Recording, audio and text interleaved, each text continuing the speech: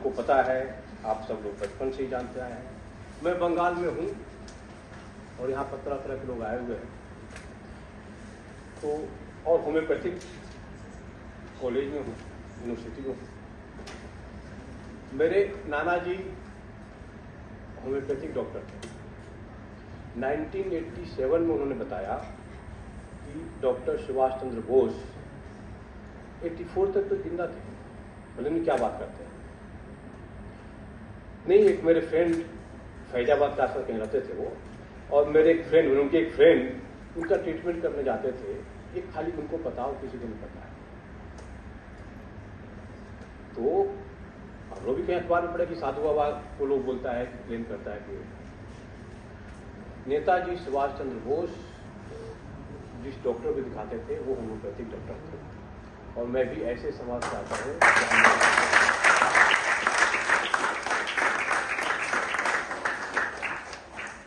नेताजी सुभाष चंद्र बोस के बारे में यदि इंटीग्रिटी, सर आप कुछ बोल रहे थे इंटीग्रिटी बताने का, इंटीग्रिटी का यदि एग्जाम्पल है तो हमारे नेताजी सुभाष चंद्र बोस। इंटीग्रिटी हम कहाँ कॉम्प्रोमाइज करते हैं? सबसे पहला जो आदमी कॉम्प्रोमाइज करता है खुद के लिए, कुछ पैसा मिल जाए, कुछ करप्शन कर ले, वहाँ इंटीग्रिटी को कॉम्प्रोमाइज करता है। कई बार उसको बॉस के चलते कंपल्सन हो जाता है, काम करना पड़ रहा है, बॉस बोल रहा है, इसलिए उसको इंटीग्रिटी कॉम्प्रोमाइज करना पड़ता है।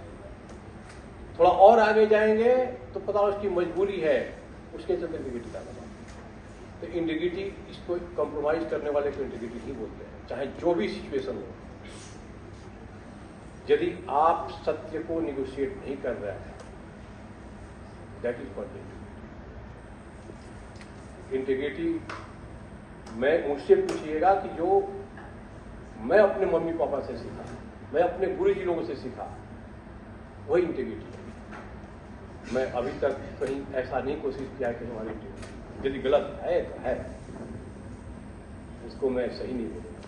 हाँ, दूसरी तरफ ये भी है कि हम उसके अंदर नाटक भी नहीं करेंगे, काम नहीं करेगा। हमको कैसे वो काम होगा, कैसे सोल्यूशन होगा, किसका अप्रूवल चाहिए, किस तरह से आगे काम होगा, वो आपका अप्रोच होना चाहिए। Be positive, think positive. तो वो चीज अलग हो गई। हमको काम करना है, उसके हिसाब से चलो। लेकिन हम अपने काम के लिए, अपने स्वार्थ के लिए जो सत्य है उसको नकारते हैं, दैट इज नॉट इंटीग्रिटी। और यदि राइट पाथ, बड़ी डिफिकल्ट सिचुएशन है, फिर भी हम राइट पाथ नहीं छोड़ रहे हैं, वो इंटीग्रिटी है। आसान है, हाँ, इजी स्मूथ लाइफ चल रही है, सरकारी नौकरी मिल गई, काम धाम करने की जरूरत नहीं है, लेकिन तभी हम स्ट्रगल कर रहे हैं, मेहनत कर रहे हैं, हमारा कंपनी, हमारा नेशन आगे बढ़े, that is called integrity. Netaji Subhash Chandra Bose जब 21 ईयर के थे तो उन्होंने उस समय ICS सिविल सर्विसेज क्वालिफाई किए।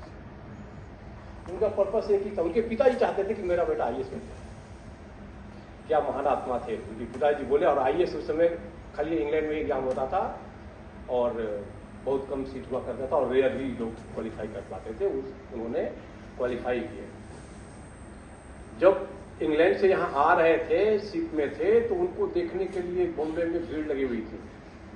उनको थोड़ा सा वहाँ लगा कि यदि हम इतना छोटा सा उपलब्धि हमारी है, तो इतना हमारे देश के लोग देखने आ रहे हैं, तो मैं कुछ और करूँगा, आप सब करने और अच्छा कर सकते। लेकिन उस आदमी के दिमाग में कुछ और था। चाहते तो उस समय वो DM कलेक्टर बन करके उसमें राज करते, इजी बात हो जाता, लेकिन उन्होंने ऐसा नहीं किया। वो रिजाइन कर दिए और फ्रीडम फाइटर बने और देश को हमको आज़ाद करना है, हमारा यूनियन और है, उसके पीछे उतरे। मीन्स इजी पाथ को उन्होंने त्याग किया और डिफिकल्ट पाथ को उन्होंने त्याग किया। That is the example of integrity. Same person जब वर्ल्ड वॉर 2 शुरू हुआ 1940 में, उस समय वो कांग्रेस के एकदम टॉप पोस्ट पे थे, प्रेसिडेंट थे। गांधी जी भी उनको बहुत मानते थे, चाहते तो अगला मिनिस्टर बनते, अगला हो सकता था PM भी बन जाते। लेकिन वहां पर उनको कांग्रेस में आपस में डिस्प्यूट हुआ, उन्होंने कांग्रेस छोड़ दिया। जब वो पीक पर थे, जिस ऑर्गेनाइजेशन को उन्होंने छोड़ा था, सिविल सर्विसेज छोड़ा, ऑर्गेनाइजेशन ज्वाइन किया और कांग्रेस, उसको भी उन्होंने छोड़ दिया। जब उनको सब कुछ बना बनाया मिला, जब लगा कि इजी पाथ जाने वाला था, उसमें उन्होंने छोड़ा और फॉरवर्ड ब्लॉक बनाया उन्होंने, पैरेलल आर्मी बनाया, और अंग्रेजों को कैसे अपोज करें हम, वो सारा बुद्धि लगाया उन्होंने, अंग्रेजों को कैसे अपोज करें और कैसे हम देश को आगे बढ़ा आज़ाद करें। उन्होंने क्या क्या नहीं किया बाकी तो आप जानते ही। That is called one of the best example of India.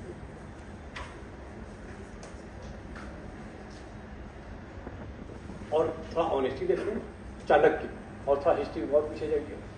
Chanakya की नीति, चाणक्य के बारे में सबको सुना। एक बार कोई उनसे मिलने आए, उनके एक फ्रेंड कि बहुत नाम सुने हैं, तुम बहुत आगे बढ़ गया है।